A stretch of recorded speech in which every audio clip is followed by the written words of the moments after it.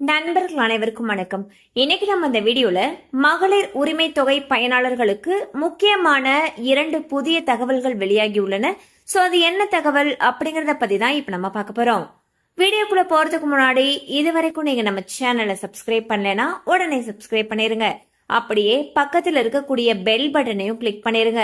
அப்பதான் நாங்க போடக்கூடிய அனைத்து பயனுள்ள தகவல்களும் உங்களை கரெக்ட் டைம்க்கு ரீச் ஆகும். இப்ப வாங்க வீடியோக்குள்ள போலாம். தமிழ்நாட்டில் மகளிருக்கு மாதந்தோறும் 1000 ரூபாய் வழங்கக்கூடிய மகளிர் உரிமை தொகை திட்டமானது தற்பொழுது அமல்ல இருக்கு. கடந்த ஆட்சியில கொண்டு வரப்பட்ட இந்த திட்டத்துக்கு பெண்கள் மத்தியில பெரிய அளவு நல்ல வரவேற்பு கிடைச்சிருக்குன்னு தான் சொல்லணும். இந்த திட்டம் முதலமைச்சர் திரு விஜய் அவர்களுடைய தலைமையிலான தாவேக ஆட்சியிலையும் தொடருது. இதன்படி விஜய் அவர்கள் பொறுப்பேற்ற பிறகு முதன்முறையா மே 15ஆம் தேதி மகளிருக்கு 1000 ரூபாயானது அவங்களுடைய வங்கி கணக்குல வரவு வைக்கப்பட்டது. இந்நிலையில் மகளிர் உரிமை தொகை திட்டத்திற்கு ஏற்கனவே பல முறை விண்ணப்பித்தும் சில பெண்களுக்கு விண்ணப்பம் மட்டும் ஒரு சில காரணங்களால தொடர்ந்து நிராகரிக்கப்பட்டு வந்தது.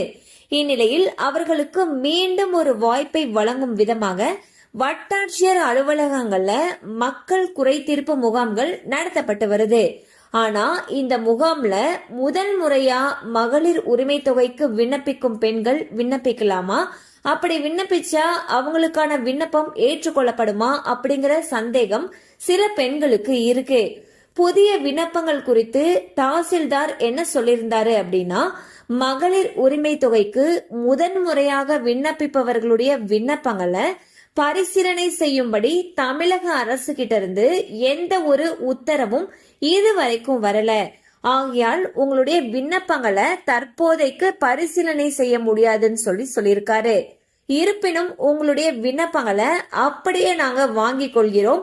தமிழக அரசு கிட்ட இருந்து புதிய முதன்முறை விண்ணப்பங்களை பரிசீலனை செய்யறதுக்கான உத்தரவு வந்துச்சுன்னா இந்த விண்ணப்பங்களை நாங்களே ஏற்றுக்கொண்டு பரிசீலனை செய்வோம்னு சொல்லிட்டு தாசில்தார் தெரிவிச்சிருக்காரு.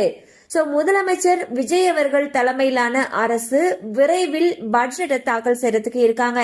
இந்த பட்ஜெட்ல தேர்தல் வாக்குறுதியில அவங்க சொன்னதுபடி மகளிர் உரிமை தொகைய 2500 ரூபாயாக உயர்த்தி வழங்குவாங்கன்னு சொல்லிட்டு எதிர்பார்க்கப்படுது.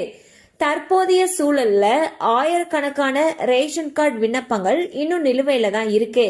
இந்த விண்ணப்பங்களும் ஏற்றுக்கொள்ளப்பட்டுச்சு அப்படின்னா மகளிர் உரிமை தொகைக்கு புதிதாக விண்ணப்பிக்க போகக்கூடிய பெண்களுடைய எண்ணிக்கையும் உயரும் என்று கணிக்கப்பட்டிருக்கு. பாத்தீங்கன்னா மகளிர் உரிமை தொகைக்கு புதுசா விண்ணப்பிக்க கூடிய பெண்களுடைய விண்ணப்பங்களை பரிசீலனை செய்யறத தற்பொழுது நிறுத்தி வச்சிருக்கிறதா தாசில்தார் தரப்புல இருந்து சொல்லப்பட்டிருக்கு.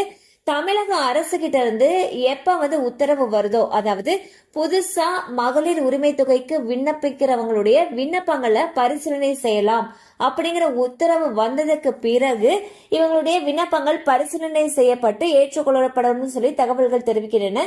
எனினும் மகளிர் உரிமை தொகை பற்றின முக்கிய அறிவிப்பு வரக்கூடிய பட்ஜெட்டில வெளியாகும் என்று எதிர்பார்க்கப்படுகிறது. கண்டிப்பா இந்த அப்டேட் உங்களுக்கு பயனுள்ளதா இருந்திருக்கும் நம்புறோம். மேலும் இது போல அப்டேட்ஸ் உங்களை உடனே ரீச் ஆகணும்னு நினைச்சீங்கன்னா நம்ம சேனலோட தொடர்ந்து இணைந்திருங்கள். தேங்க்யூ ஃபார் வாட்சிங்.